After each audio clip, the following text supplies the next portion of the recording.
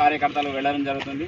అది కూడా గ్రామం నుంచి కార్యకర్తలు ఎంతో ఉత్సాహంగా ఉన్నా కూడా మేము లిమిట్ ఉన్నది కాబట్టి, పెద్ద లాంగ్ ఉంటుంది కాబట్టి ముఖ్య కార్యకర్తలనే తీసుకుందామన్నా కానీ ఒక్కొక్క గ్రామం నుంచి 20-30 మంది కార్యకర్తలు అన్నా కానీ ఒక్కొక్క గ్రామం నుంచి 50 మంది కార్యకర్తల దాకా వెళ్ళడం జరుగుతుంది.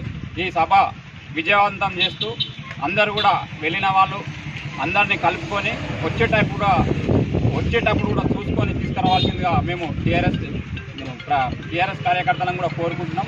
అదేవిధంగా ఈరోజు రాష్ట్రంలో చూసుకుంటే కాంగ్రెస్ గవర్నమెంట్ వచ్చినాక ఎన్ని రకాల హామీలు ఇచ్చి ఎన్ని రకాలుగా మోసం జరుగుతుంది, రైతులకు ఎన్ని రకాల మోసం జరుగుతుంది, అభివృద్ధి ఎంత కుంటుపడ్డది అనేది కూడా ప్రతి ఒక్కరు గమనిస్తున్నారు. కాబట్టి దాని మీద కసి కూడా ఇలా ప్రతి ఒక్క కార్యకర్తలు కాంగ్రెస్ ఓటేసిన కార్యకర్తలు కూడా ఉంది. కాబట్టి దాని కేసీఆర్ గారు మన రాష్ట్రాన్ని ఎవరైతే అభివృద్ధి పదంలో నడుపుతారనేది ప్రతి ఒక్కరు గమనిస్తున్నారు. కాబట్టి వచ్చే స్థానిక ఎలక్షన్లో కూడా ఇదే ఉత్సాహంతో టీఆర్ఎస్కు భారీ మెజార్టీ ఇవ్వాలని చెప్పి కోరుకుంటున్నాం.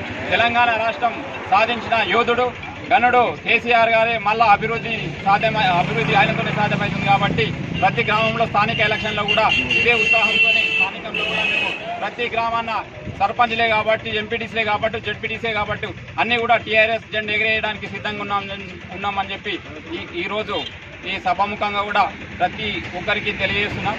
రాష్ట్రంలో కుంటుపడ్డ వ్యవస్థను మళ్ళా కేసీఆర్ ముందుకు తీసుకొస్తాడని చెప్పి కేసీఆర్ మీద ప్రజలందరికీ కూడా నమ్మకం ఉంది. కాబట్టి జై తెలంగాణ, జై తెలంగాణ, జై తెలంగాణ.